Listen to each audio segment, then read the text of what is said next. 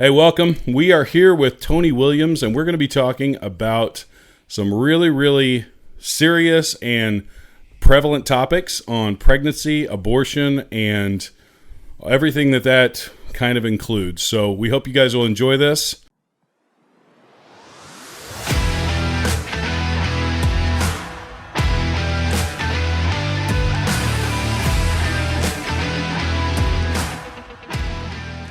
Tony, how are you tonight? Good. Thanks for having me. Yeah. Appreciate it. This is one of those topics, bro. Like, yeah, mushroom clouds go off. Yes. When we start bringing this up, and as Christians, as people who are trying to share the faith out there, this is one of those things that it's not really touchy for us. We're very confident in what we believe in, but just talking about this is a very touchy thing because it's such an emotional topic. And it's one of these things where we need to be careful, I think, as who we are, trying to be responsible. We are not here to yell and scream or bash anybody. We're really here to share this information with each other, number one. We're kind of preaching to the choir here, so we're not trying to convince each other how to believe tonight. But we want to just put information out, truthful, real information, so that people can make their own decisions. If we were to sit here tonight with somebody who didn't have our beliefs on abortion, it'd be probably like cats and dogs in a cage, and that's not going to be conducive to anybody. I think there's a Bible verse, Matthew 7, something or other, that says, don't throw pearls to the swine because they're just going to get trampled. And so when people are that harshly opposed to what you have to offer, I don't think it's really productive a lot of times to even get into that. So we just want to have a conversation about information we have, how we believe. I also think it's important to let other believers know how we believe. Like, what are we supposed to think about abortion and the law? And is it moral or not? And in what instances is it okay? Is it always, a bad thing, or is it sometimes okay?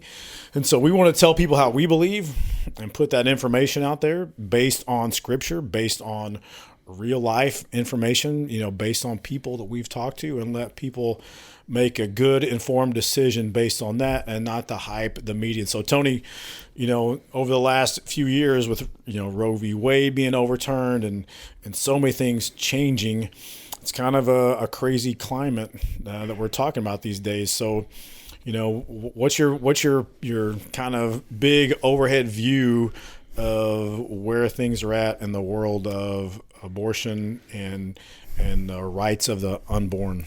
So, of course, first off, don't think that I am by any means an expert. I'm one of those $1 apologists, as J. Warden Wallace likes to talk about, in terms of both Christianity and abortion. But it's not hard to find the information. Everything is out there. And obviously, as everybody knows, likely 1973, basically our Congress kind of abdicated its right to legislate laws and allowed the Supreme Court to basically come down and basically invent what was still called the right to an abortion. And that then came down to all the states with no exceptions. So basically, very quickly and surprisingly, actually, in the 70s, it wasn't really anticipated, but it happened. And then it was the law of the land. And like anything, any law, people say don't legislate morality, but all laws legislate morality. And that's exactly what it did. It legislated the fact that abortion is now, moral as far as our laws go. So 1973, Roe happens. There's a couple other laws that take place. Fast forward, obviously, to last year, and the Dobbs decision happens. Through those years, obviously, abortion kind of was in and out of the news. I mean, and with the movement of sort of the so-called religious right in the 80s, it became a big topic again. A lot of evangelical Christians were kind of slow to the punch. They really weren't following it, and then it happened. And I think we are still catching up, and we're still gaining ground in terms of how we see this debate.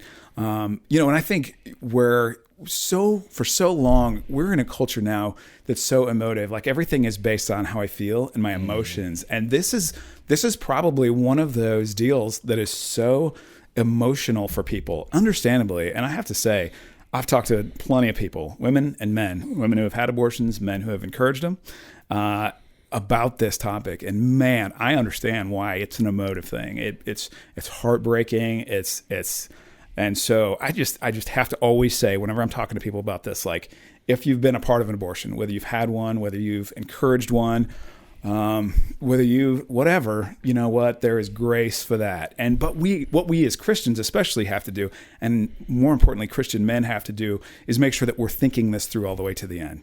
Love the Lord with all your heart, all your mind, and all your soul and your strength. And so this is one of those, I think our minds are still catching up. Yeah, and the war is a cultural war, no doubt about it. Yeah. It's all the constant in the news. If somebody tells you something a million times in a row, somehow it just becomes true. Right. The biggest phrase that catches me is the one, abortion is health care. Mm-hmm. And if people say that over and over again, people just start to believe it. And the worst thing is that Christians who are supposed to stand up against this, they're the ones that are just like, well, I guess it's not that bad. I guess, people are being taught by others, and it's all an agenda to make you think a certain way. And unfortunately, in our society and culture, people are starting to think that way, and they're never stopping to think rationally about what's really going on. Me and you have been in law enforcement for a long time. It's taught us to be very pessimistic and cynical. It's taught us to really honestly look at the facts. It's taught us to try and, hash out, what's real, what's not. We're not just, dudes that are just going to fall for anything just because our preacher says one thing or some other guy on YouTube says something. My entire life has been built on the concept of, if I don't figure out the truth, I'm going to be in danger being physically attacked. I'm going to be in danger of arresting the wrong person. I'm going to be in danger of not being successful in court. So we need to have the mindset of, let's really try to figure out what's going on and not just listen to the noise, the propaganda machines. And that could be on either side. Yeah. All right. But so, we've got to somehow win the culture war. And the way to do that, I think, is to actually try to stand up. First step is stand up and say what you believe in. And my story is, in terms of the abortion idea, I was a Christian long before I became pro-life. And I think that's pretty common now, because I came to Christianity basically as go through college, have the biology teacher tell me I'm an idiot if I believe in God, actually do the research, compare notes between, the evolutionary paradigm and creation, and come out the other end going, the evidence is clear. The Bible's legit. You're the God's not dead guy. Right. I totally was. Yeah. And I still am. And I got there by looking at the data, looking at the information. And the same thing happened to me with abortion. It was sort of, they're always festering, but I happened to be, I think, listening to a podcast, actually, and this was before you guys were out there, so sorry, don't be mad. It was somebody else. Actually, I'm pretty sure it was Al Mohler I'd been listening to for a while, and he really talks about this a lot, and it put it in my mind, and I said, I've never really given it much thought. I've thankfully never had to be in that situation where it was like, hey, is this an option for me or somebody that I love? So long story short, I do some reading, and one of the books I picked up first was recommended. It was Reagan's book. It was called Abortion and the Conscience of a Nation. Very thin book, very short. Ronald Reagan was actually the governor of California in the 70s, and he actually pushed legislation to legalize abortion in California. Actually kind of had a crisis of conscience after that, turned around and became, that book actually was one of the things he published before he ran for president in 1979. And the book made it was definitely not as weighty and well thought out as some of the newer books that have come out since then, but it was so simple and thought-provoking. Like, wait a minute, what is it? What is that child? And that's the thing that we have in our culture today is I think some people are all about the mother. And you know what? The sort of there's one hand that we're all about the mother. We care about the mother and her rights, and how dare you talk about this? But then on the other end, people say, well, the other side, maybe the right side's all about the babies. They don't care about the mothers, and they're not going to take care of the babies after they're born either. I mean, and you know what? And sometimes that's kind of fair, but as Christians, we cannot accept that, especially as Christian men who are supposed to be leaders, who are trying to teach people, like, we are supposed to be the priests of our families. We are supposed to be in leadership positions, not only in our families, but in the culture. And Christianity has been really flat-footed in a lot of ways. And it's not because people don't care. They either, like we said, they care all about the women or care all about the babies. well, what about caring about both? What about caring also about the truth? And what is the real, what is the idea behind this? What is that child? And, that's where I came to suddenly see, like, the most important question in this debate is, what is it? What is that child? Because the mother, of course, is important, should be. As Christians, we have to agree with that. But what's growing inside that womb is also important too, if it's a human being.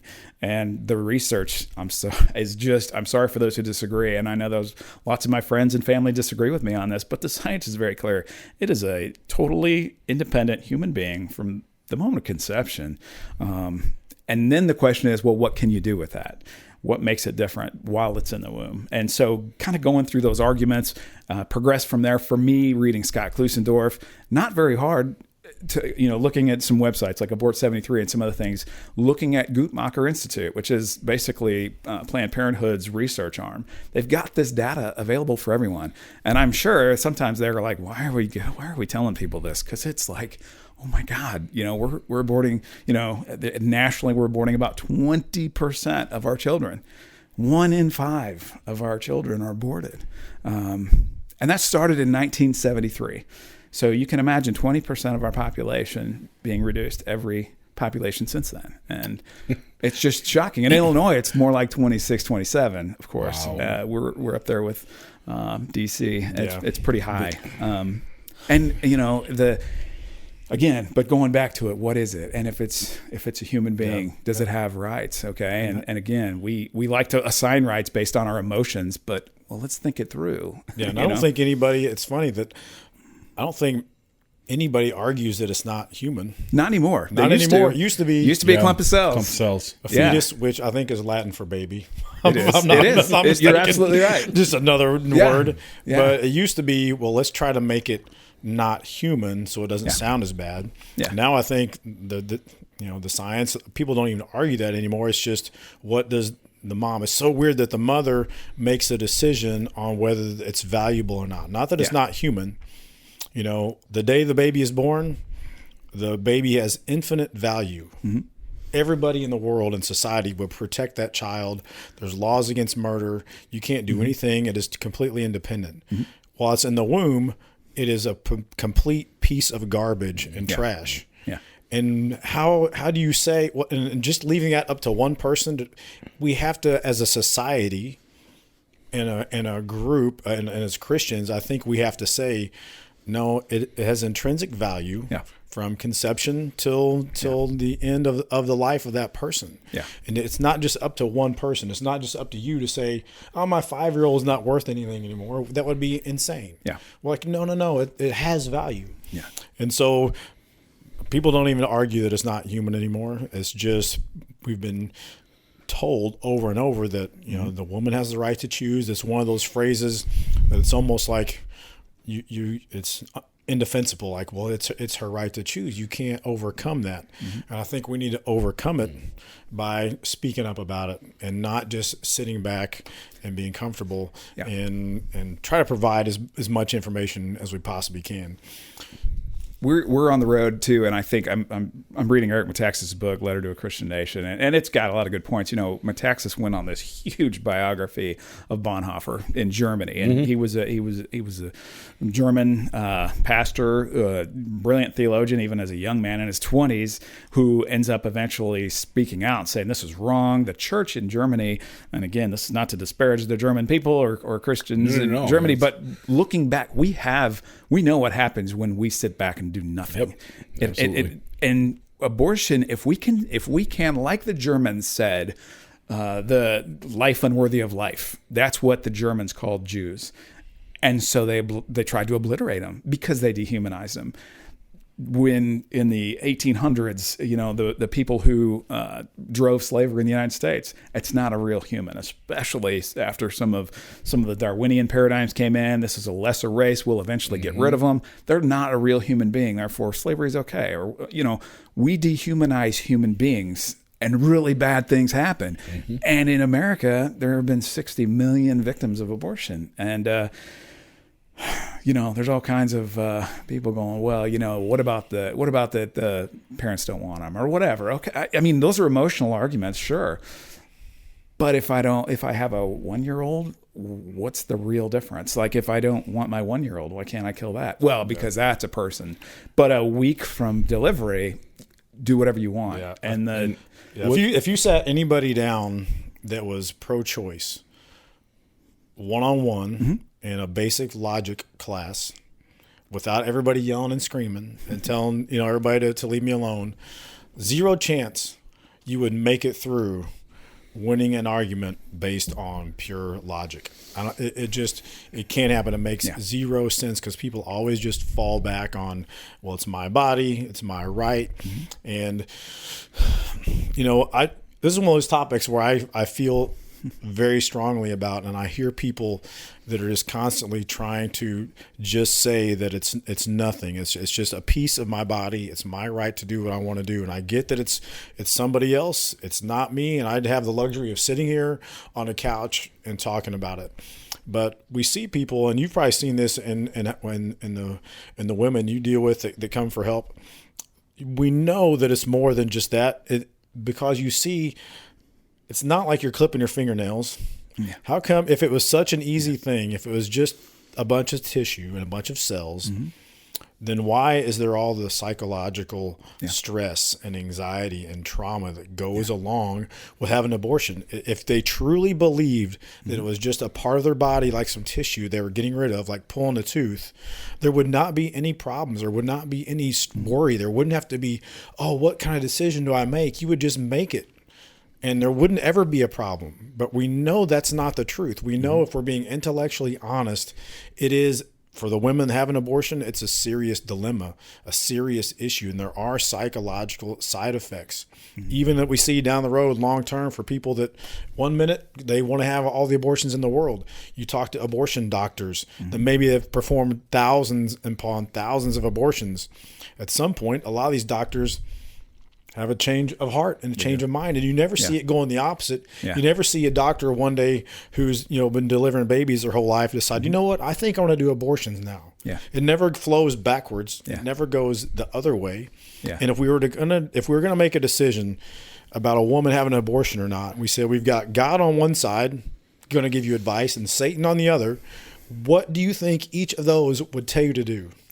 You think of It's not up for debate. We know what the right decision is, and it's not an easy decision. Sometimes people are dealt horrible cards in their lives. Sometimes people at 25 years old are diagnosed with brain cancer. Sometimes people are in car wrecks and become paralyzed. Horrible things happen to people. Sometimes people are sexually assaulted and raped and become pregnant. That's horrible. But it doesn't mean all of a sudden we make another victim out of that situation. And a lot of people give me a hard time about saying that if a female is a victim of rape, she should have the right to have an abortion. As a Christian, I think it is very important for us to be very consistent with our beliefs. If I believe as a Christian abortion is wrong, then it should be wrong. There should not be an excuse for, well, she was sexually assaulted. Do I believe? I just said 5 minutes ago that there's intrinsic value in the unborn. So either I believe that or I don't. And I think people see the inconsistencies a lot in our beliefs. And here's the logic to what you're saying, Dave. It's you're right, and we know it. And eventually, those doctors, like I think it's Dr. Nathanson who said, I realized in the moment I have presided over 600,000 murders. This is an abortionist who turned around and said, oh my gosh, what have I done over this career? And there are a ton of them. If you go to Abort 73, you can read all these doctors who have been like, oh my God, what have I done? But when you think of even the worst case scenario, and I mean the worst case scenario, think of your a rape, think of your father daughter, whatever, and the incest thing that everybody always brings up. Okay, first of all, at the end of the day, are there any other crimes that we murder the son of the father for committing? So if a father commits an armed robbery, we don't send the son to prison. We don't. And we certainly don't give him the death penalty because the father committed that crime. And there are so many examples of amazing people who went on to have amazing lives who, guess what? Their father raped their mother. It happens. I think of even to encourage abortions. I think of my pastor, who he's an amazing guy. He has such a heart for God and Christ. He's up giving sermons on the gospel every Sunday, and he's so encouraging, and he's activated people like me to be out in the world and to express our faith and to say God is real. He loves you. He wants you to be reconciled. But he also had a father who encouraged his mom to abort him because the dad didn't want him, and thank God his mother chose not to. But what would this world be like without my pastor, Casey? How many? But unfortunately, we have like 900,000 other people that we never know how they're gonna. What could have happened, And I mean, I know I don't like to argue from the extremes, okay? But even when you take, again, even if you were going to say, I cannot get with making abortion illegal because of incest and rape, okay, well, we'll take that half of percentage that's reported that's where it comes from. And there's numbers all over the place, but basically I can't find anything more than, somewhere around half a percentage if you combine them both. If we said, okay, let's just do it in, whatever, say it's even 5%. If you'll agree with me, person who says this, that we'll disallow all abortions that don't stem from rape and incest, can we shake on it? And let's do this. Let's reduce abortion by 95% tomorrow. Yeah. And they won't. Why? Because there's a lot of factors. Some of them are motive. But there's also the money motive, and all you have to do is follow the money. Look at Planned Parenthood. This is a multi-billion-dollar industry. I mean, and anyone who says that groups like Planned Parenthood and some of these other outfits, there's 3 in Carbondale now where I work. Anyone who says this isn't about money, this isn't about abortion, their health care services and this and that. Well, let me ask you a question real quick. I've got some friends that I know that are very quick to say that Planned Parenthood offers prenatal healthcare services, that they do offer other things besides abortion. So what can you tell us about what Planned Parenthood actually offers and kind of what's their purpose for existing? So obviously it's interesting. Planned Parenthood actually started with some of the eugenics movements, which meaning good genes. This was, again, kind of a spin-off of the Darwinian paradigm that the better races will eliminate the lesser races. Early 20th century exactly. Progressives. And it's funny because they aligned with one of the most hated people in the world, Adolf Hitler, who was a eugenicist as well. Absolutely. And we hate that guy. Yeah. But everyone else that started Planned Parenthood and started all these things, they're fine. And Margaret Sanger, who started Planned Parenthood, she absolutely wanted to get rid of the inferior races. But of all people, Margaret Sanger, who finally in the last year or two, because, cancel culture is actually having some backlash on the left, I guess, too, they've really figured out, wow, she was pretty racist. And so... But the bottom line is, even Margaret Sanger, who ultimately was really the push behind so much of this, and internationally pushed for finding ways to use birth control and even sterilization certainly you would think abortion, but Margaret Sanger actually said abortion was I think the word she used was abominable, and it was barbaric. So of all people, Margaret Sanger actually agreed that that's a barbaric practice. And when you look at what actually happens in abortion, which is it will shake you, it will move you. And this is one of the things I think we have to do with Christians is you need to see it yourself. You need to be confronted with what this looks like, because you can live and just say, oh, it's just a clump of cells, and go look it in the eye and go see what it looks like. When you look at a 10-week-old fetus, there's no doubt that thing is human. No doubt. And scientifically, the agreement is there. It's genetically, it's got a heart that's beating. It's even, I think it has fingernails at that point. And ultimately, it's the image of God. But back to Planned Parenthood, this is from a 2021 annual report. Again, this is a nonprofit company. They performed, from what they say, 383,460 abortions in 2021. 96% of the pregnancy services, of those 2.2% was miscarriage care. And I don't know how much of that was actually as a result of an abortion. 0.7% was adoption referrals. And there were 198 adoptions per adoption referrals, meaning 1 to 2. Well, okay, let me try to wrap my mind around these numbers too. Every year, for every 198 abortions, there was 1 adoption referral. So obviously and typically that's not what they're selling, because I doubt they make any money with that. But besides the fact, everybody says nobody wants these kids. How many people do you know that wanted to adopt a child? I know a zillion. Like half the people I know, I'd love to adopt, or I've been on the list. My parents were those people. They couldn't adopt. And a good friend of mine, Matt, waiting and just heartbroken because no one, we fly to Ukraine and China and go get children from there because no one here can get children adopted. The other ridiculous tactic also is the claim that Planned Parenthood and other people make is that we are actually being compassionate and we are saving these kids from the potential of having a really bad life, the potential of living in an abusive home or living in poverty or somehow not having the best opportunity. So since that's going to happen, we're going to kill them so that they're out of their misery. That's the actual tactic that they will actually tell you. I've heard people say it in interviews, like we're doing the compassionate thing by just cutting off any chance of any bad thing ever happening.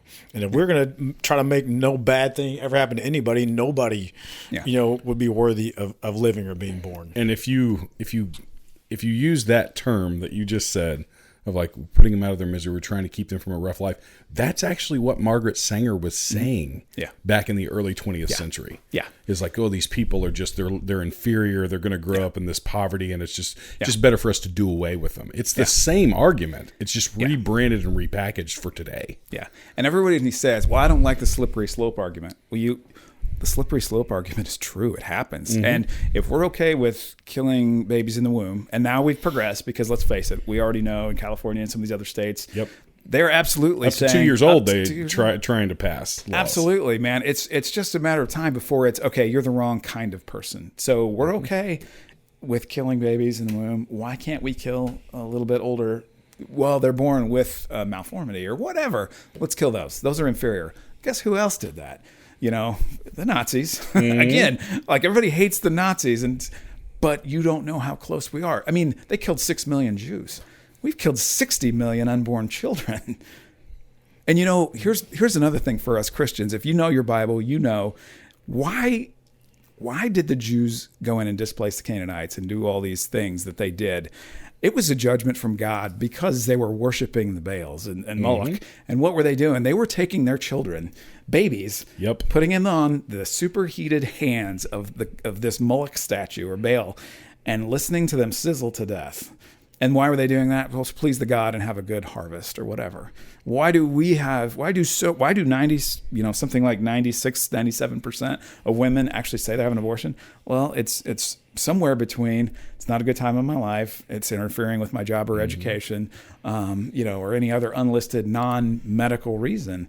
And ultimately, one of the big pushes for the Supreme Court in 1973 was because women couldn't keep up with men in terms of being in business and things like that. Well, because they had to deal with this pregnancy. So any woman should be able to have an abortion in order to eliminate the obstruction to her financial gain. And I am all for equal rights to the best we can do.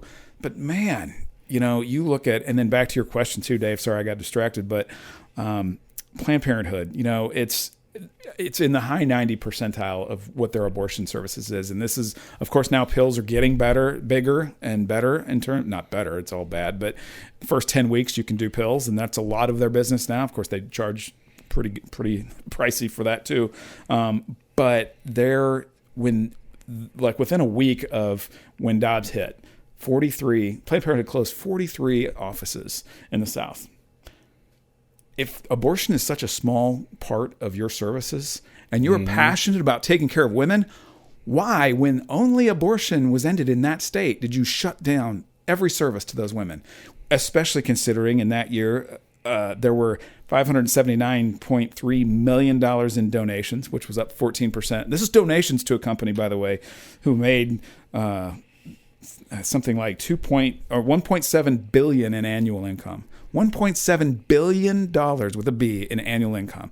And they say their net assets are $2.1 billion. And now, since they've had to sell off all these other clinics that they can't use anymore, I'm sure it's way higher. I mean, what other nonprofits, whatever, are pulling in over almost $2 billion a year. So let's talk really quick about the ripple effects of Dobbs. Yeah. And how that, for 50 years we had governments legalized abortion in all 50 states. There wasn't a state that couldn't have it. And then Dobbs flips that on its head and says, now every state can decide that and for themselves. So you have a bunch of states that immediately, I think there were probably 15 or 20 states that actually had trigger laws that were going to go into effect as soon as it was overturned. And so we see that, but then we see this. I'm on social media quite a bit, and I see a lot of this stuff. Man, the visceral reaction within the culture to that, and the lies that were being told that, like, you no longer can get an abortion. And it's like, that's not true. No. But, now it's just not, the government can't mandate that every state has to have an abortion or abortion available for people. So what are you seeing in ripple effects in the culture as far as, people's reaction to this, and where we talked about Bonhoeffer earlier, and where the church really should be in this whole fight? Because, man, I get, and I'm going to go off on a tangent here for a minute, but I get so frustrated when I see the modern church because we are, that could be a landmine. We can't step on it. There's some truth. We got to tell some truth, but let's not tell truth there. Let's stay out of this issue. It's because that's messy. Yeah. Let's stay out of the political world because that's messy. We can't get involved in this stuff. So as far as the ripple effects, culture and the church, and how we should be basically approaching that as Christians. So Dobbs, as thrilled as I am that it happened, it's absolutely saved hundreds of thousands of lives already. No doubt about it. Yeah. However, it's complicated to fight. And it's made it more challenging in a lot of ways because we, once again, as Christians, this decision happened, and I think, again, just like Roe versus Wade, I don't think everybody thought that was going to happen. And then when it happened, everybody's like, oh, what now?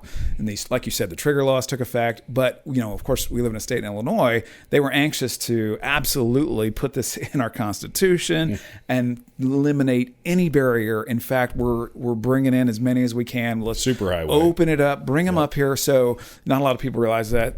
Here in Southern Illinois, Carbondale is a hub now, and it serves basically the south and east sections of the United States now, because so many of those states had pretty rigorous, not all of them outright outlawed it, but basically after 10 weeks, a lot of those states are saying no. The heartbeat bills and things like that. Las Cruces, New Mexico is our other city. We'll call it a sister city that's unfortunately serving sort of the south and west, where some of those states are pro life and had that legislation in. So I think last I heard, they had like 6 abortion clinics. Carbondale now has 3, and maybe we'll have more. And you are seeing, it doesn't take a rocket scientist to figure out, some of those cars are from Illinois, but a lot of them the vast majority are from other states. So we're bringing these people in. And again, like, the abortion industry has this way of getting absolutely zero oversight. You talk about, if they want to say they're, it's a medical procedure in this, where is the oversight? Like, you are not allowed to even look into the records practically of some of these clinics. I don't know if you've heard about the doctor that was out in Pennsylvania. Kermit Gosnell. Kermit Gosnell, man, what a unmitigated disgrace to humanity that we allowed this to happen. This guy was doing basically the equivalent of backyard abortions, but he was a doctor. He was a very popular inner city abortionist a serial killer. He's in prison, thankfully. But here's what happened with Gosnell that I think is a good model for us, and I'm going to get to a lot of what we can do as a church and what we should be looking into. But with that, what happened? The investigators in that case were exposed the evidence. They saw the bodies. You can't deny these investigators there's a great movie about it. I think it's just called Gosnell. Yep. They went in there and they saw the evidence for themselves. They looked. They dared to pull back the mask and see what was going in there. And this was a clinic that hadn't been inspected in several years. They were hiring people off the street to do very complex jobs, and women died. And on that, there's sort of in the argument I want to touch on, there's this argument that if, women will die if we eliminate abortions legally, okay? And you know, the statistics on this, there's a whole lot of controversy, and there were some lies said in the 70s about the rate that people would die if we didn't legalize it. At the end of the day, women dying from abortions does happen. It is pretty rare. But what's not rare is the infant mortality rate. Almost every infant dies in an abortion. Okay, so that whole argument, I think it's not a good argument, because what's more, the woman's life is absolutely important, 1,000%, but so is the child's, if we're going to be consistent with our arguments. Yeah, so you can't say, since it's going to happen anyway, right, somehow we have to manage it or legalize it. Yeah. Look at drugs in Portland and Seattle. Yeah. Well, they're going to do drugs anyway, so let's let them come to this building where they can all shoot up. Yeah. This is not making things better. It's making things 100 times worse. So you can't just say, because it's going to happen anyway, we have to somehow accept it or be forced to accept it or legalize it. Mm-hmm. We cannot just normalize behavior that's not healthy just because some people are going to do it anyway. And take away for a second all the other morality stuff. Let's be selfish for a minute, and let's think about our future in terms of my future. Mm-hmm. If I want to be selfish guy, well, what's out there that not a lot of buzz has been generated, but everybody's heard of the one-child policy in China because they got way too many people, right? Well, quietly, they shut that whole thing down about 15 years ago, and they are discovering that they are growing old faster than they're growing rich, as some have said. Low on people. They don't have enough people to take care of the other people. They're making robots to take care of the elderly now because there aren't enough people to take care of the elderly. And I don't know who's going to take care of the robots, but it's crazy. In our country, I just saw, I think it was Nancy Pelosi, or it was one of the leaders in Congress on the Democratic side, basically saying we have to let all these illegals in because we don't have enough replacement. Correct. In the United States, right? For our population, we're below replacement levels for births, and we've murdered 60 million. Mm-hmm. And out of that, you figure it's possibly 30 million couples having more babies, so that the ripple effects of that are generational. Yeah. You're cutting off generations of humans, you know, so, and that is mind-blowing to me. So we're watching, I think, a judgment start to happen. I mean, at the end of the day, just like the Canaanites, I hate to say it, and I know we'll be held accountable for this. This country will stand for what it's allowed to happen. The Christian church will too. I mean, and I'm not saying that I'm out here, you know, any of us are out here doing anything legendary by any means, but at the end of the day, my point, especially to Christians, is we just have to say something. Mm-hmm. We have to. And we have to not be afraid. We have to learn the arguments. We have to get our minds around this, because I think everyone is sheerly operating off emotion in this fight. They really are. And there's not a lot of, you know, sometimes there's not a lot of facts. Sometimes they're just not thinking it all the way through. They're not seeing that to the end. You know, they're not seeing the argument all the way to its logical conclusion. And whether you're talking about the eventual opening up of the destruction for other people, or whether you're talking about the collapse of our society because we can't generate enough people to keep the machinery going, any of those things are really good logical arguments to say, maybe we should rethink this. Yeah, it's interesting. You talked about how the investigation with that doctor, how, you know, the investigators got to actually really see what was going on. They got to peek behind the curtain. It'd be very interesting, don't you think, that if we got to actually really see what happens at Planned Parenthood, and if you're so proud, if you are so proud of what you do there and what you offer, let's let some camera crews come in and follow all the doctors there for 1 month, and we get to see everything. We get to see every procedure. We get to see what happens with the tissue afterwards. We get to see everything from start to finish. And society, they somehow demand that from law enforcement. They demand transparency. We have to put a body cam on you. We have to put a camera in your car.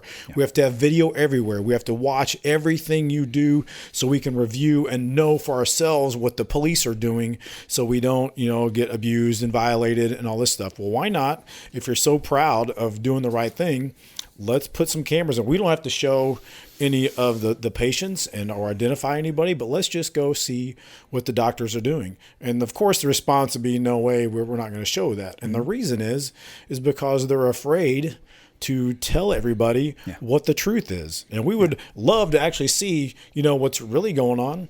And so why wouldn't that happen? And the truth is they don't want America to see what a murder factory looks like. I can imagine. I've told some people this before. What would happen to society if I got on YouTube and put a pregnant dog on a table and reached inside the uterus of this pregnant dog and pulled out a 12-week-old puppy, and got some scissors out and cut it into a bunch of pieces while it was alive?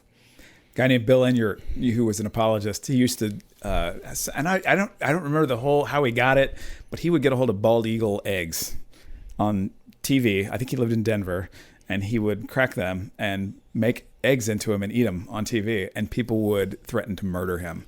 How dare you? That is so valuable. That's a bald eagle. There's only so many, but it wasn't illegal. If it's not a big deal, me chopping up a puppy dog into pieces, it wouldn't bother anybody. Yeah. If we treated it the same way as abortion, nobody should care. Yeah.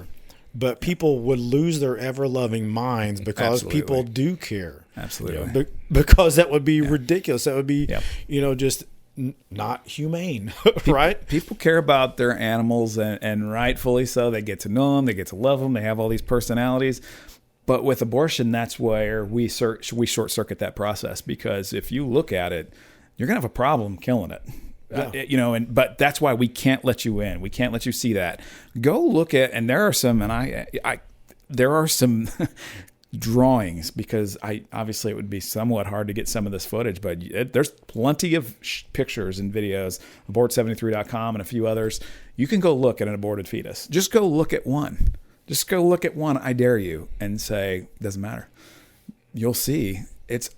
You can't not. It's just a rationalization to make people feel better for killing a human, and that's really what it boils down to. And it defies my logic. And to me, the lie is so pervasive. We have in the U.S. right now, an African American woman is 4.5 times likely to have an abortion. Yeah. In New York, more African American babies are aborted than are born.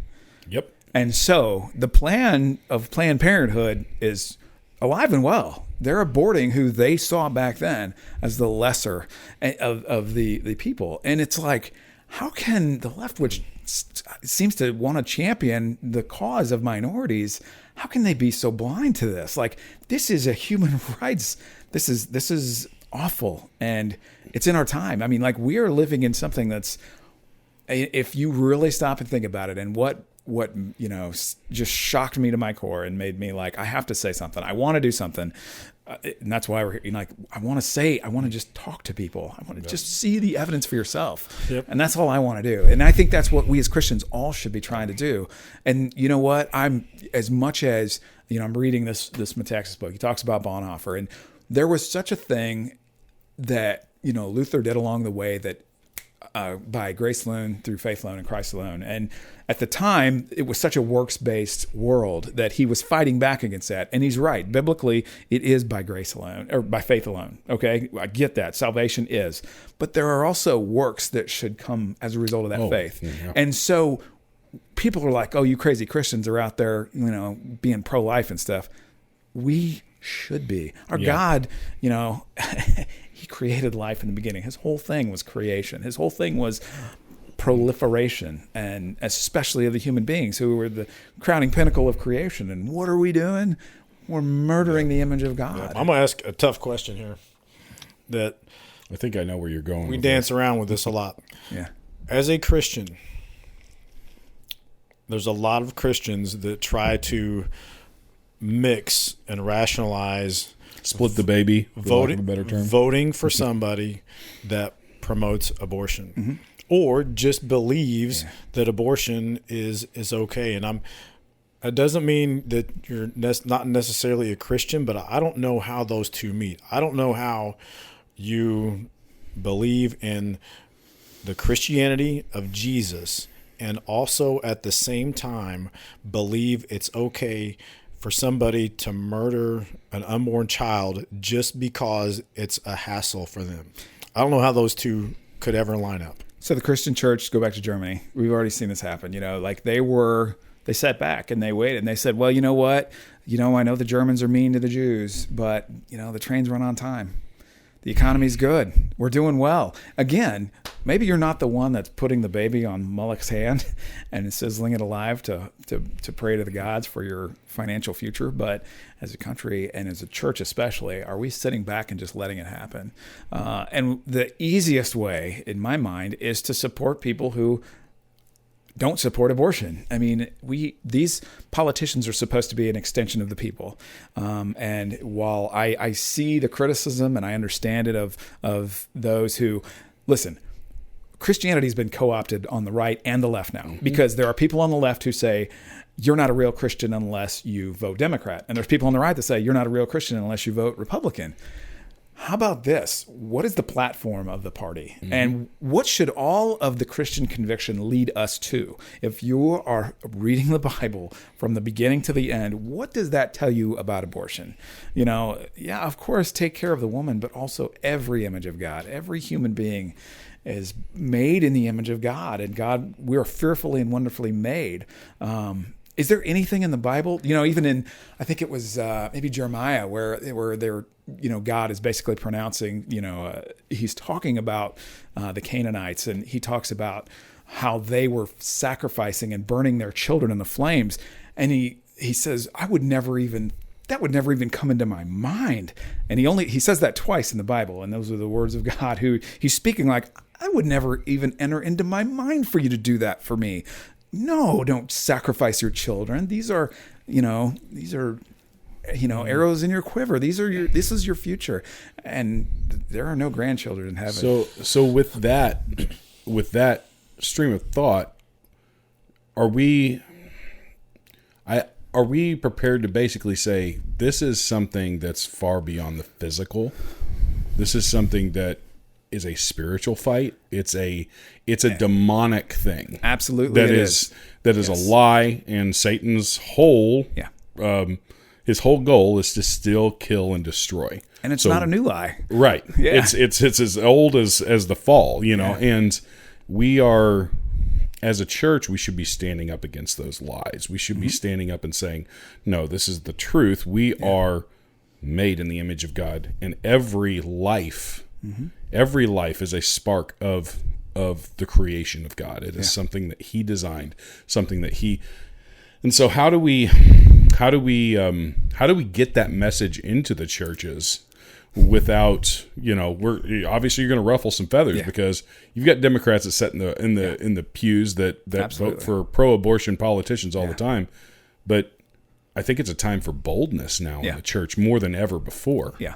That we call these things out and we say, hey, we need to repent of this. Yeah. Yeah. We don't fight against flesh and blood, but powers and principalities. And we have to, this is absolutely a war. And I don't mean that like in the sort of physical realm. It's absolutely a metaphysical war against ideas and ideologies. We are absolutely now, I think, floating in Marxism in our culture. And so many men are sitting on the fence and just like watching it happen and just finding other things to busy themselves with. And certainly I can fall into that easily too. But as Christians, we have to be activated. We have to inform the church. We have to inform the truth of it, because And at the end of the day, as far as voting for somebody who supports abortion, what is it that person do that trumps that?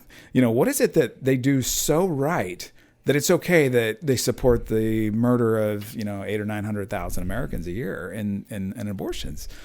What makes that okay? And I get a lot of criticism for myself because I've voted for very unpopular people by friends and family members, and I understand to a degree, but I'm like, okay, but this is the most important thing I can possibly see right now.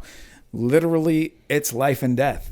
Like that whole saying, it's life and death. This is life and death. And I think people ignore it because, once again, they just don't want to feel bad about it. They know what their conscience is telling them. They know it's wrong. So if I just not talk about it, so I don't have to think about it. I don't have to feel about it. And I'll just think about the other things and I'll completely just ignore it.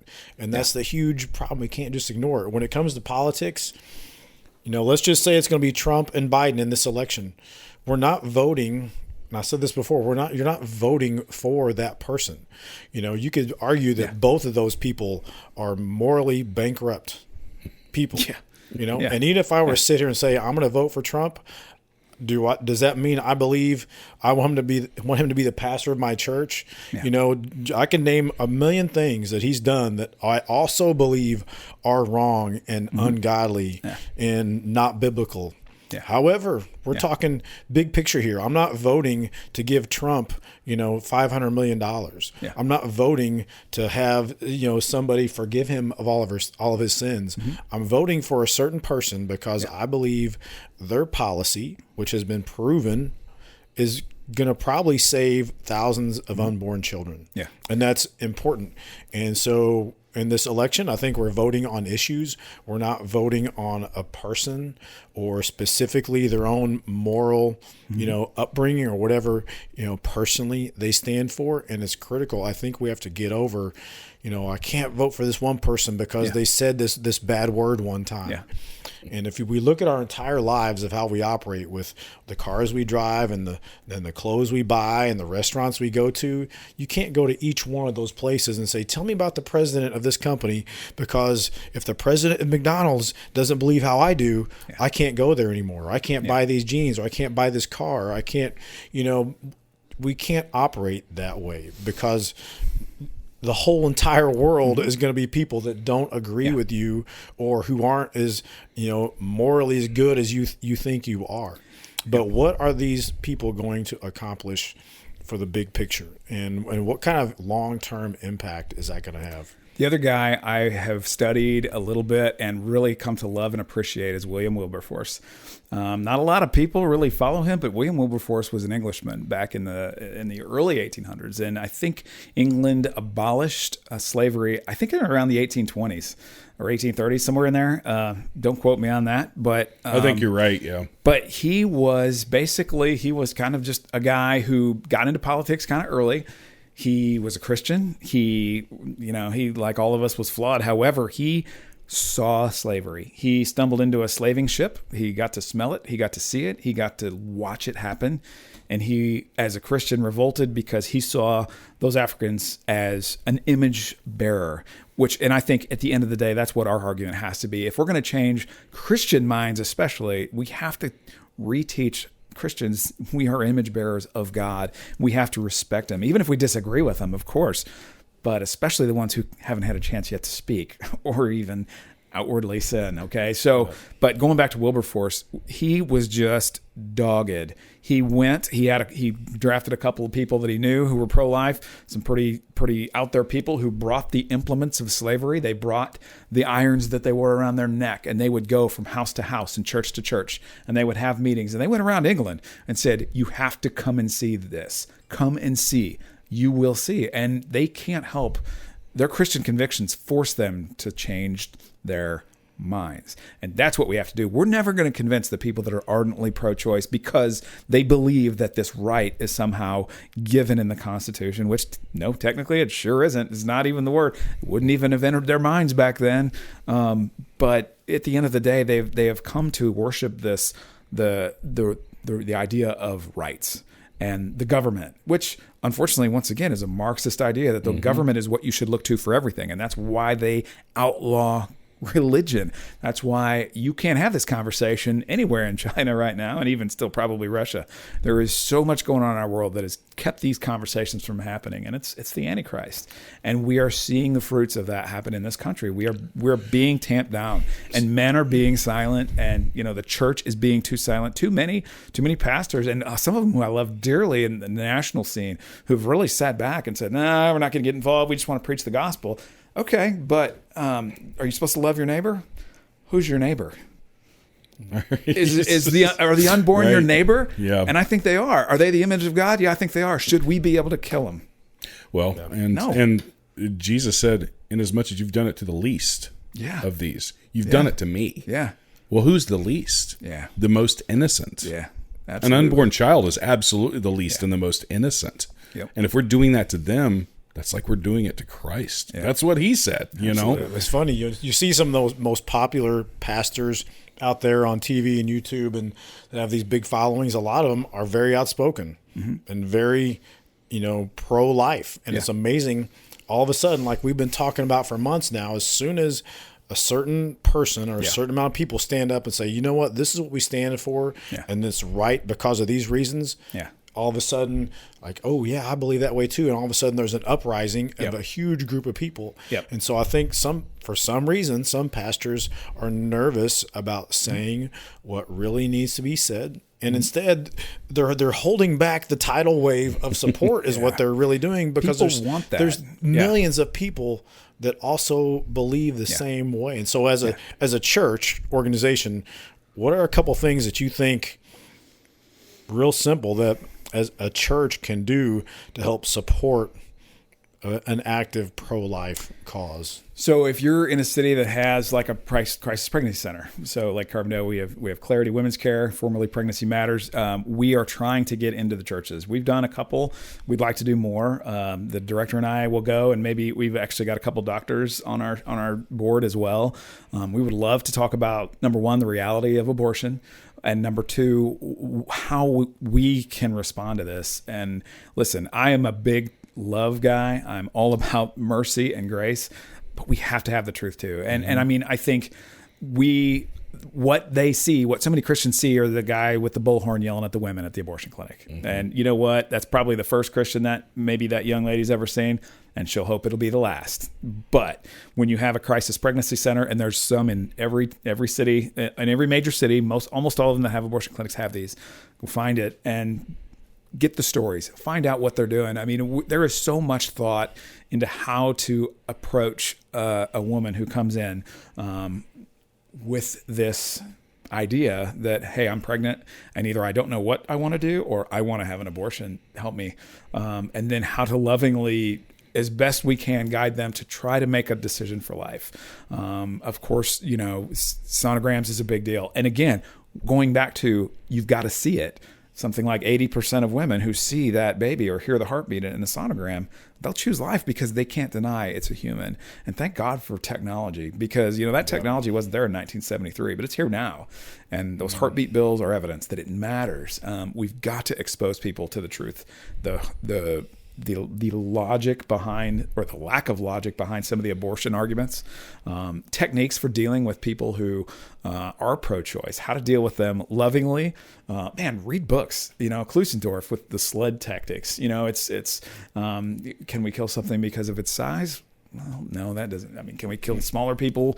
How about their location? Can we kill people because they're in a prison, so we can kill them? But we can't kill them once they get out of prison. They've escaped. We can't kill them anymore. No, that's silly. And things like that. Degree of dependence. And so all these arguments that don't. When you start thinking them all the way out, we have to teach people how to get there. We have to teach people, how to look at the big picture. So many people, quite frankly, I think are content to just say, I'll do whatever everybody else is doing. Yeah, I think the church needs to offer some real education, like when somebody comes to the pastor and says, what do you think about abortion? It should be like, guess what? You're going to go, here's a program we got. Here's this, website you need to go to. And also what, if a pregnant female comes to the church and says, hey, what can you do to support me? There needs to be a program for that as well. And maybe it might just be leading them to another organization like Clarity, or it might be the church itself actually has something in place to offer. We can't just say, don't kill babies and sit back and not do anything, or not offer or give a solution to the problem, because then you're just a clanging bell at that point, and we're not fixing the problem that we say exists. The crisis pregnancies exist because the church is there. We're a mission who exists because of the mission of Christ. And in those churches are the people we count on for donations. I mean, we had, we had a ton of visitors. We serviced over 1,000 women who came in last year, individually, like 1,500 women. Thankfully we had 26. We knew that they wanted an abortion when they got there, and they changed their mind. That's 26 lives saved. They need to see that there are results for what we're doing. Awesome. And ultimately though too, and here's my thing, we talked a long time ago about the idea of some people say they only care about the babies, some only care about the women. Well, these pregnancy crisis centers, we're not just caring for them up until they choose and then saying, okay, good, see you later. We're providing things like formula, diapers, some support. We provide them domestic counseling if they need it. We're sort of a social service that's there to not only just help you make that critical decision, but also to give you the tools and the help that you need. And the secret of it is too, a lot of these women already have children. Everybody assumes that it's, this young woman who's, it's a mistake or it's rape or whatever. That is the tiny fraction of what actually happens. There's certainly those. I'm not saying there aren't some, but the vast majority of them are like, it's just not a good time. I don't want to deal with this. I don't like the guy, whatever. There's so many reasons. And I'm not being critical. I'm thinking those women often haven't thought it through all the way either. So how much of this, and we're kind of diving into an adjacent topic here, but how much of this is the government taking the place of the father?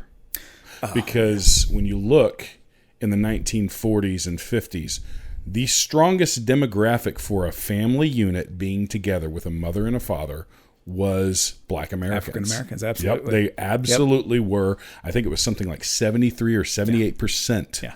Were together with a mother and a father in the home. And in the 1960s, the Civil Rights Act, the welfare, all of that, the Great Society, all of these things happened in the 1960s. And within 2 decades, they are all of a sudden the demographic that has the least amount of fathers in the home leading their families. And what does that lead to? Well, statistically, and I don't know the raw numbers, but statistically, married women don't typically get abortions very often. Right. It's typically single mothers. So how much of the family and how much that message of the church of putting the family back together and keeping the family together is just this super important thing for turning this thing around. Absolutely. I mean, and you're 100% right. The family, the breakdown of the family, it's undeniable. And Thomas Sowell, I'm sure you've read some of his stuff, and he's a guy to point that stuff out. Like, you were more likely to have a whole family intact back then if you were African American, and people just can't imagine that, but it's true. And there are some amazing urban things going on with again, Christians going there, seeing it, trying to help develop the family thing. I mean, but the truth of it is everybody's on their way to catching up with the problems that exist, and especially the African American dynamic, right now. And like, we're all racing toward those bad numbers because marriage is continually plummeting, man. And, just think, if you can do a mind experiment like Dave always did for me, just take a picture in your mind of if only married people, lived biblically, one man, one woman, only children would come about in marriage. How many bad, broken people who by nothing of their own doing, who are just broken and sad and become predators even sometimes, but certainly the brokenhearted and just the lost, how many of those could have been undone if they would have just maintained their family? Even sometimes bad parents, not great parents, are still sometimes better than even a great but struggling single mother. And I mean, there's some amazing single mothers and single fathers, but primarily single mothers are out there, and they're doing amazing work. But man, men have abdicated their role again, and we are supposed to be leaders. And I think that hurts some people's feelings, and even in Christian circles, that's another thing. We as a Christian church in America need to get that figured out. We seem to be slipping quickly away from the idea that we have a complementary relationship where men have their skill set and women have theirs, and they complement one another. That again, it's not belittling women at all. If anything, it's elevating them, man. Yes. I mean, and Christianity is the one religion that through time, I mean, look back 2,000 years ago, and it was Christians who were, elevating women. I mean, look how, women discovered the empty tomb. Women were given such important roles in this. I mean, it's just, but now so many of the things we do in our society, abortion, again, even especially abortion, you talk about a disaster for women, because so many of these women who are getting abortions, and we don't like to talk about this, but thankfully human trafficking is on people's radar again. And like, oh, this is a bad deal. It's happening, and they're coming. All of these abortion clinics are absolutely bringing in women who are being trafficked, who are just coming up here for a procedure so they can get back to work. Let's face it, it's happening. I mean, and nobody wants to talk about that, but and it's their right. And I've had, and again, they have no oversight. That's going back to it. If this is a healthcare thing, in a hospital, if a child is abused or believed to have been sexually molested, they're supposed to call the police. There is nothing like that. Reporters. Nothing like that in abortion clinics. Not at all. Zero. So there's no oversight of this. And wow, what an opportunity for a trafficker and a predator, or a father who impregnates his daughter, or on and on we go. It happens. It happens all the time. But you know what? It's a really easy way to get rid of the evidence. So, do you think that? I've said this a lot here recently. I think that we're living the book of Judges in this country. Everyone doing what's and right in his own eyes. And we are, or Romans 1. You could read Romans 1, and it's like a blueprint for America right now. Yeah. And we are spiraling towards this. And I think that we may be in the beginning stages of judgment in this country. Yeah. But how as a church, how as Christians, how as men, do we stand up and try and stem that tide or turn it around? And we need to be activated. Yeah. We need to get off our butts and go do something. Yeah. Because I'm tired of hearing the motivational speakers talk about get up and do something, and us not do anything. We go back to our video games, we go back to our sports, and we go back to our parties with our buddies. Mm-hmm. Man, that's weak now. We're in the middle of a war. Yeah. And we need to be activated and fighting the war. And the best way to lose a war is to not know you're in one. Yep. And we have been in a war we didn't even know we were in for a long time. And again, we're flat-footed. These Christian men especially, who have been told you have no right to have even a discussion in this. Well, what a handy get-out-of-jail-free card. Like, hey, I'm not allowed because I don't have the right equipment. Yep.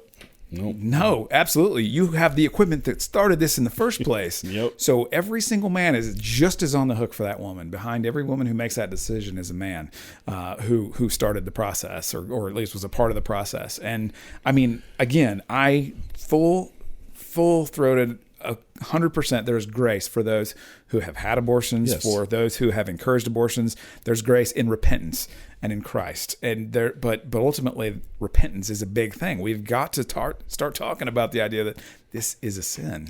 Yeah. We have to go back to that. We have to say, what is it? I mean, again, Klusendorf's, and he got it from somebody else, but it's wrong to, number one, it's wrong to kill innocent human beings. Number two, the fetus is an innocent human being. Number three, therefore, it's wrong to have an abortion. You know, abortion kills an innocent human being. It's wrong to kill however you want to word it. Like, this is real simple math. Like, and we as men have just completely abdicated this and let it go. But we'll be judged for it. You don't get out because, well, I didn't ever encourage an abortion. Okay, but did you ever really think it through? Did you ever watch what this? And I'm sure there's so much that we're missing. Certainly, there's a thousand things, but this abortion thing is a big one. This is and I mean. This is one that, again, when I really looked at it, when I saw the images, when I read the logic of it, it's like, how can I be sitting still? How can I be silent? We can't be silent. If nothing else, if only you learn the arguments and really get to know it and understand that when you have that conversation with somebody, you say, when you say, oh, that's terrible, she should get an abortion because of this. Well, what did the child do to deserve to get killed over what the father did? Mm-hmm. Little things like, like Greg Kokel always talks about, just put a seed in people's mind or a stone in their shoe. Like, have a response to this. Don't just say, not my problem. I don't have the right equipment. That's cowardice. It's passivity. I'm sorry. It is. And you sit on that fence. Guess who owns that fence? Yep. Satan. And you know what? You don't like what the church is doing. And I heard this at a Juneteenth speech.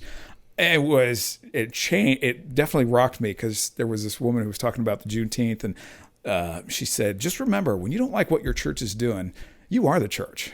Ooh. Man, it's like, hey, if your pastor's not thinking about this or actively maybe, hey, let's talk about how we're in Southern Illinois, where we now are like the hub of abortion. I mean, we're all over USA Today and Newsweek and all these other CNN and all these people were kind of hounding us for interviews because what are you going to do, Christian mission? How are you going to respond to all these abortion clinics coming into your town? And they want the guy screaming in the megaphone and being a ding dong. But you know what? We're going to respond with love and truth, and we're going to be there for the mother and for the child. And we want them both to thrive. And that's what all Christians should want. We should want everyone to thrive. I mean, it certainly seems that's what God had in mind when he created us. Yeah. And if we're not actively working toward that, what is the fruit of our faith? If our faith is in a real God who put us here as his image bearers to be stewards of his creation. We can make this offspring of ours. As you guys are, I'm blessed to have a couple of kids. And it's like, What a heavy load. And again, I get the emotional stuff in this and all the stuff that comes with having a kid and all that. But man, as hard as it is, man, these kids deserve a chance to be grown-ups, and parents either, if you can't take on the role, there's literally at minimum 200,000 more people. If you look at the statistics, minimum 200,000 more people that would adopt a child than there are women having an abortion. Yep. So, and some of the estimates more than 2 million people that are always every year say they'll take a child, and we're not aborting as many people as could be taken into a home. Yeah. We're going to other countries to get children to adopt. Or like me and my wife, we wanted to adopt a little girl, and we had to enter the foster system. Yeah. And that's a long, drawn-out process that's full of red tape and full of just all kinds of hurdles you have to jump over. Yeah. And if you offered the ability for people to adopt an infant, you would have the demand is there. You just have to meet it with the supply. Absolutely. Sure. And we've got to have connections. But this again is where the church used to do the job, and the church has really closed itself off. It's like with science, and I mean, again, science was kind of my way in, and Genesis was my kind of road to understanding and eventually being saved. But we have closed ranks in the culture. We're like, nope, we just want to preach the gospel. And you know what? What's it going to look like when you tell God, like, hey, man, I was in church every Sunday and I sang so well for all my other Christian friends to see. What'd you do the other 6 days a week? Oh, man, you know what? I don't have the right equipment, so I didn't want to. Oh, no, man. Like, I'm sorry. Be a man. We talk about faith, too. I heard this just today, and I loved it. I'm going to try to remember it. There was, I think it was Os Guinness was talking about how the faith thing works, and there was an African guy that was talking about, the hunters in Maasai, Africa, where they literally, and I know a guy who, thanks to his missionary son, has met some of these folks. He's like, they go chase after the lions. The lions are scared of these Maasai hunters. But when, say, sort of an American Christian, their view of faith, and not to disparage guns, I love guns, I do, but theirs is you look at a thing and you pull the trigger and you use your finger and then boom, you got it. I'm just going to take my shot and then you're done. But there's other kinds of faith where they say, I take every inch of my body, every sinew, every muscle, every bone, and I go after that lion with my faith, and I have to use my whole body, my whole mind, and everything in order to take down this lion. It's like David. Yeah, I don't have a gun. I've got to do whatever it takes. And we, as American Christians, have gotten completely lazy in terms of being involved, in terms of even, I'm not saying you have to go out here and you have to, we don't need anybody else like with a bullhorn yelling at people that don't know them. Like, we need people that are there to just go buy some diapers and take them to a crisis pregnancy center, to just talk to their pastor and say, hey, can we talk about this? Where do we stand on this as a church? And if you're a pastor, hey, you know what? I'm going to get activated and I'm going to talk to some of the leaders about bringing some people in and talking about this issue, because if we as Christians aren't united in this, we're going to lose. Yep. A house divided itself can't stand. And we're divided against ourselves, clearly, because there are so many Christians that just want to sit this one out. But, it's like even in Germany where they talk about, again, they came for, the invalid, and I didn't say anything. And then they came for the Jews, and I wasn't a Jew, so I didn't say anything. And then, they came for, the gypsies, and I'm not a gypsy, so I didn't say anything. And then they came for me, and there was no one else to say anything. And then they took me. Yep. And we're headed down that road. We have to stand up. Yeah. Imagine if one of these, children that was aborted somehow was able to live and grow up to be 15, 16 years old and understand that, like, how come nobody was there? How come nobody was there for me when it counted? There was we were just talking to Grossman about this last, a couple weeks ago, where there was in Beslan, Russia in 2004, some terrorists took over a grade school and held 1,000 kids hostage in the gym of this school. And they rigged the gym with explosives, held the kids and the females hostage for 3 days. They killed all of the men in the school from jump. For 3 days, all these kids were held hostage. Eventually, the explosives went off, killed 350 or so kids in the school. There were some kids that survived this whole siege, and they interviewed them afterwards, and they kept saying, almost all of them said the same thing. we were hoping that the RoboCops, like the soldiers, the people, were going to come and save us. We just knew they were going to come and save us. They never did. Mm-hmm. They never did. Yeah. So we have to have the attitude of, we've got to be the people that are going to help people that can't help themselves. That's what drove my whole attitude, and I'm sure yours, in my law enforcement career. Yep. Like, that was the main thing. Like, being a cop can drag you down over years if you let it. But at the core, it's being able to be in a position to help people that cannot help themselves. Mm-hmm. And we have to have that same attitude when it comes to the unborn. There's, they don't know it. They don't know the danger that they're about to face and their ultimate demise they're about to face. Yeah. And we need to take some type of action. So we can talk about, educating ourselves. That's probably step number one. Yeah, we can talk about talking to our pastors, finding out what's going on in our church. Individually, if you're not in a position to adopt or foster, I'm assuming financially is probably one of the biggest ways that people can help out. So around here locally with Clarity, what can people do to help out organizations here? Well, for us specifically right now, and I'm sure a lot of other pregnancy crisis centers in the same boat, obviously this...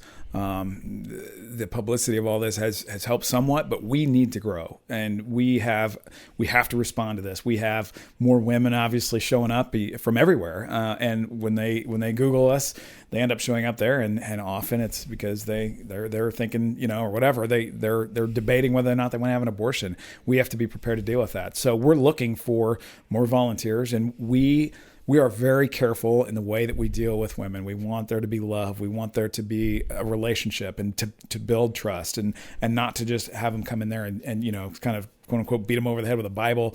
So we have to have special people that can interact with women and have those tough conversations and still tell the truth. We also need things like we need a sonographer. We would love to have another sonographer so that we can always be on the ready. Right now, 3 to 4 days a week, we have somebody available, but sonographers they're not extremely common. So if you know somebody that's like that, and wherever you're located, whether it's in Southern Illinois or wherever you're listening from, there's probably a crisis pregnancy center that would love to have the service of somebody who was pro-life sonographer, because that's a big key to this, to the success. Again, letting women see the evidence for themselves. I don't have to tell you anything. I'll just walk you in here and let's take a look at what you have here. And their building projects, certainly. I mean, we certainly we don't turn free labor away, but at the same time, even if you're just willing to help us out with blueprints for things like that, just call your crisis pregnancy center and say, hey, these are my skills and this is my number. If you ever need me, here, we'll get a list going. Mm-hmm. And that's why we've been so successful, because we have had some Christian churches that were very active in this. Not a lot compared to how many churches we have in Southern Illinois, but we have a few that have been awesome. We have a few that have been just dynamite, and a few individuals that are ready at the drop of a hat to come help. I mean, I stumbled in there not even knowing what at the time Pregnancy Matters did. Just walked in, what do you do here? I'm activated kind of I didn't say this initially because I wasn't sure what they did, but I was activated. I just walked in. I said, what do you do? Okay, you're telling me this is Christ Pregnancy Center.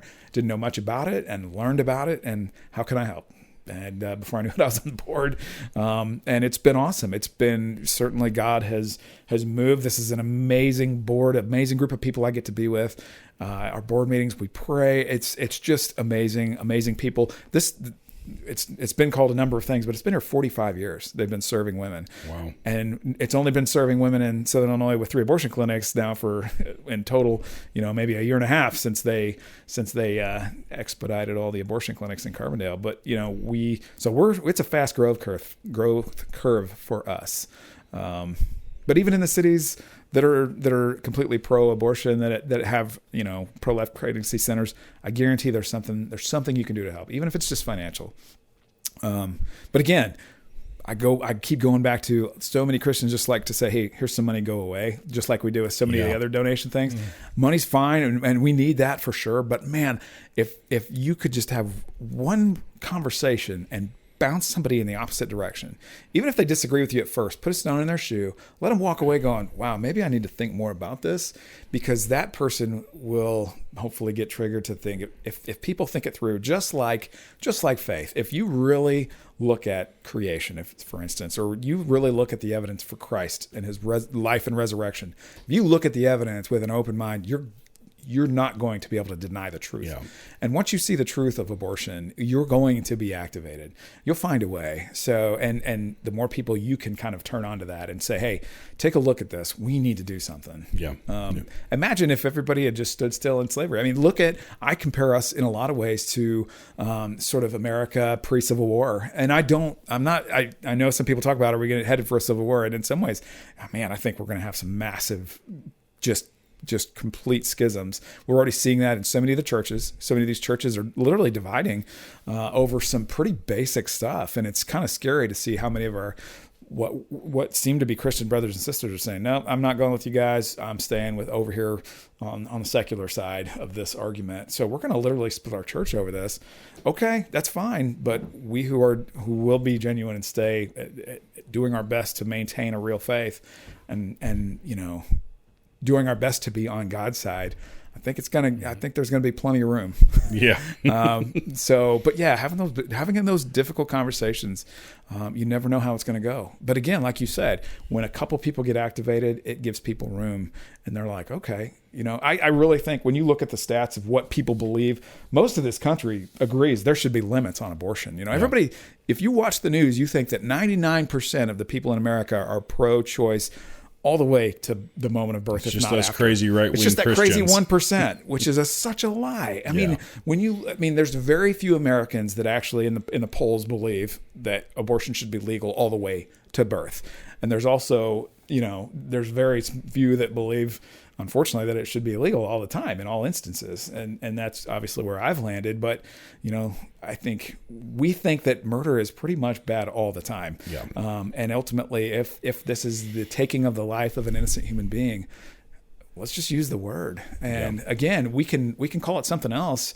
And I recognize there's emotion behind this again, but we've got to use our minds. There is so much at stake. And, we gotta treat this like a battle, So don't be afraid to say what you believe. Especially half the time, people will ask you about it anyway. It's not like you have to go around fishing for people to somehow tell everybody how you believe. Yeah. This stuff gets brought up in conversation all the time at your job.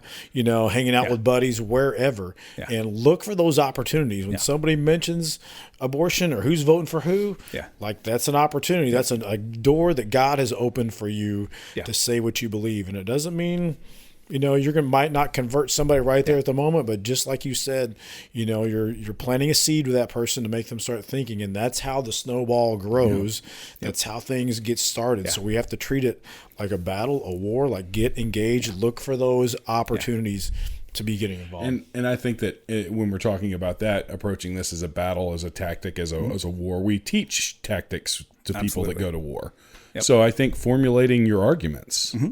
So do you have any good resources for helping to formulate arguments, so that we can be very sound in the way that we approach these things? Yeah. So I think a couple of good places to start. Abort73.com has some amazing resources. It's huge. There's so much there. If you want to see how the arguments are laid out, that's a really easy first step. Just go there.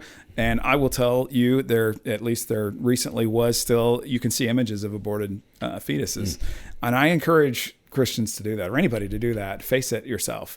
And listen, no, whatever. If you can come out of that and be okay with it, okay. But if you really are following Christ, I feel like it would be hard to walk away with that feeling confident about your decision. I think prolifetraining.com, that's a thing, prolifetraining.com. You can actually watch classes on how to formulate your argument. There is a book called Case for Life by Scott Klusendorf. Yep. Great book, pretty simple. He lays out kind of the SLED technique, but he takes you through all of the standard pro-choice arguments and just dismantles them. Another great book that I think not only for the pro-life movement, but for being a Christian apologist in general is Greg Koukle's Tactics. He just has a new version, and it's like you said, we train for police work. We train for battle. We train soldiers to go out here. We're not training Christians really to go out here and defend the faith. No. Because listen, we're on defense right now. We are not a growth industry right now, unfortunately, and it's because we're not training Christians. And yes, winning souls is important, but it's make disciples of the whole world, and making the disciples means come with me into battle, and spiritual battle, of course. There's. I would say those are the big ones, and also voting, also understanding who your legislators are and letting them know this is what I expect. If you're not a pro-life person, I'm not going to vote for you. And if I don't have a pro-life person on the ticket that I support the other planks in, if nobody is, then I'll go out and run myself. We need more Christians in legislative capacities. Again, everybody takes that fence approach of, I don't want to legislate morality. Morality is being legislated. Yep. Right now, the morality has luckily been overturned with the Dobbs decision that at least gave the states once again a say. But they've legislated morality. Yep. Every law legislates morality at the end of the day. Every single one does. Whether it's speeding, murder, abortion, laws about taxes, they are mandating the way you act and the way you interact with other people. We have to get engaged with the law. Now, we shouldn't make the law and getting the right people elected our God or whatever, but we should be guided by God to do our best to try to get people who represent the sort of biblical worldview into places that matter. And you know what? When you legislate morality, when you legislate, hey, abortion is illegal in every circumstance, you know what? Just like when abortion became legal, abortion doubled the first year after 73. Everybody's like, is this really happening? This is okay now? And there were huge numbers of abortion the first year. But as I think I just read today, it literally doubled the next year because, hey, everything is permitted. And that's what happened. But just because something is permitted doesn't mean it's good for us. Yeah. And our country, again, if Christians aren't fighting for the soul of this country, what are we left with? Yeah. Our children won't be Christians. They won't be allowed to. There's a verse in Jeremiah where it talks about being concerned for the welfare of the land that you're in. Yeah. Because that welfare is your welfare. Yeah. And I think that is something that we should take to heart. Yeah. The welfare of this country is directly tied to us, our children, our grandchildren, and generations to come. Yeah. So if we don't do something now, they're going to inherit a land that's under worse judgment, that's going to be under full-blown judgment, that's going to be, could be a wasteland. You never know. Kingdoms rise and fall. Yeah. Like the sun and the moon, so. And so much of what we're already seeing, and I think you're right on that we're experiencing maybe the beginning of judgment, but you look at these school shootings, you look at these just senseless, ridiculous murders, mass murders. Well, we live in a society where we literally slaughter, 900,000 unborn kids a year, and these kids aren't done. They know it. They're living in a world where it says that you came from nothing, you mean nothing, and you'll return to nothing. And that is the mandated law for schools to teach in the public venue. What do you expect? I mean, I'm brokenhearted. These kids just, I can't even say that I don't get it. I get it. I understand how you would get to a point where, you know what, at least I'm going to go out in a blaze of glory because I won't live on in eternity, but I'll make people suffer like I've suffered. And that's what so much I think of this is, because they don't recognize themselves as being made in the image of God for a purpose. And they certainly don't recognize other people as being made in the image of God for a purpose. To glorify God. Yeah. And at the end of the day, what is our purpose? Well, to love God and to know God and to make him known. Yep. And to glorify him with our lives. And what are we doing to glorify him? So, the greatest commandment is to love God with all your heart, mind, and soul, and to treat other people like you want to be treated. So that includes babies. That includes the unborn. That's the number one goal, is to love them as much and as hard as we possibly can. Yeah. Yep. Tony, it's been awesome having you here, and we'd love to have you back at some point to talk a little bit more. But I think we're out of time today. But before we leave, go ahead and give people a way to get in contact with you, to follow maybe some of the work that you're involved in, any kind of that kind of stuff. So for locally, for Clarity, obviously we have a Walk for Life on May 4th. That's going to be in Carterville. There are details. Clarity has a Facebook page. They have a website. It's Clarity for Women. Mm-hmm. And if you want to reach out, like I talked about, and if you have a special set of skills, you can actually email our director. And she gave me permission to share it. It's Cassie, Cassie, at claritywomenscare.org. And again, we have a list of people who are willing to help us when stuff comes up. We've got some things we want to do. We would love to get some more help with volunteers, of course, but especially some of those more specialized trained people like sonographers, things like that. But yeah, and I just, again, I encourage, in love and in truth, have these conversations, have these difficult conversations, and make yourself go into those sort of battles. And they are spiritual battles. That doesn't mean we beat people up with the Bible. It just means we tell the truth and we let them see it for themselves, because it's undeniable. Yep. Cool. Well, until next time, we hope you guys will enjoy this episode and follow us on social media. We'll be posting a lot of this stuff up there, and get involved in your church. And if your church isn't involved, get them involved. Work with your leaders in your church and your leaders in your community to get involved in this very, very important fight. And until the next time, remember to carry Jesus with you everywhere you go and act like you believe. Have a good night, guys.